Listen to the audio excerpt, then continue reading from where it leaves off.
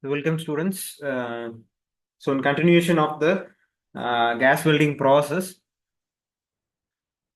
so now we'll discuss the principle of gas welding process, how the flame is generated. So that's what we'll be discussing now. So the reaction happens by combining oxygen and acetylene together. So acetylene is C2H2, oxygen is O2. So when both these gases combine, what happens is that carbon dioxide is formed. So that's a general reaction.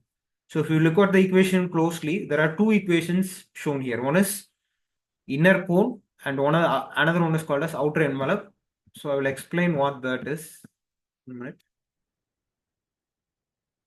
So as you can see clearly in this image, or if you see your household stove itself, there will be two colors forming when you keep your cylinder in high. One will be a blue flame. Another one will be your red flame. So these two flames are categorized as here. So one is outer envelope and another one is the inner cone. So always the outer envelope will be higher temperature. Blue color signifies higher temperature than that of the red color. So if you see here the reaction here, in the inner core what happens is that acetylene reacts with oxygen to form carbon monoxide and hydrogen. So here carbon monoxide is formed, which is actually incomplete combustion. This signifies incomplete combustion. So in your automobile, when carbon monoxide is formed, what it indicates is that incomplete combustion takes place. So when you raise your engine, what happens is that black smoke comes out of your exhaust. What it means is that carbon monoxide is formed, which actually forms because of incomplete combustion of fuel. So once the carbon monoxide goes to the outer envelope, there will be surrounding oxygen as well as oxygen from the tank. So what happens there is it will react with excess oxygen and forms carbon dioxide and hydrogen. So simple reaction, what happens here is that this reaction indicates that complete combustion of acetylene takes place. That's why very high temperature is generated. As you can see here, around 3300 degrees Celsius of temperature is generated.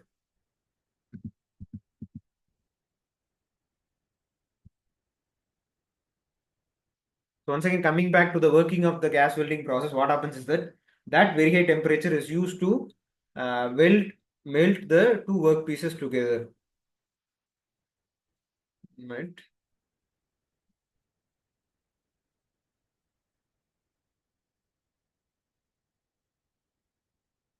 Sorry. So those two things are used to.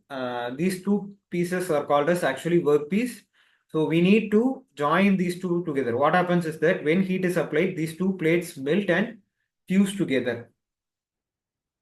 So actually there is two types of application for this gas welding process.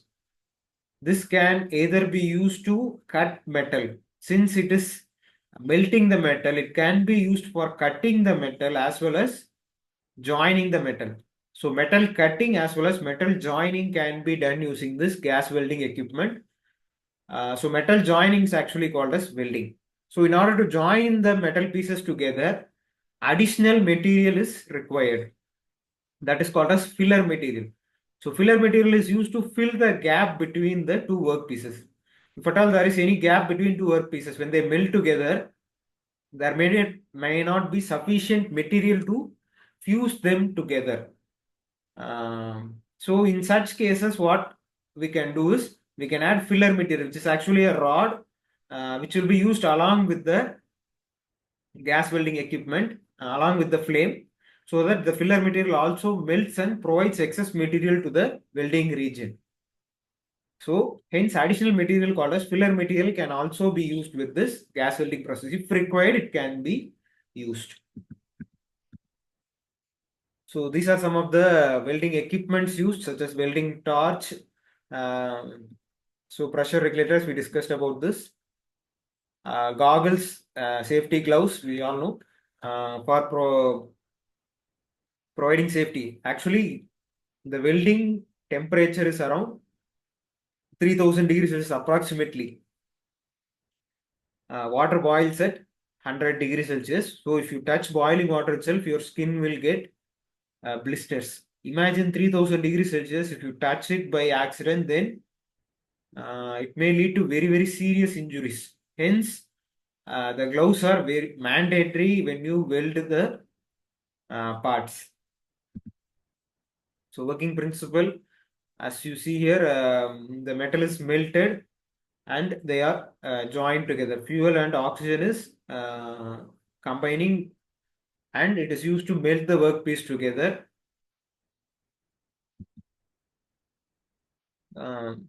So this is the principle of gas welding process. So have you understood this process here? There is drag lines. So actually what these drag lines indicate is that it's the direction of welding. So when you weld it, what happens if you see your welding itself, there will be some marks on your welded region. So that is because of the movement of welding torch. So if the welding torch is actually moved pretty slowly with constant movement, then the welding will look very nice. If it is done by an unskilled labor, then it will look very rough. So it depends upon the skill of the labor. A skilled worker will move the workpiece in such a way that the welding takes place uniformly, so that these drag lines are minimized. So this is regarding the principle of gas welding.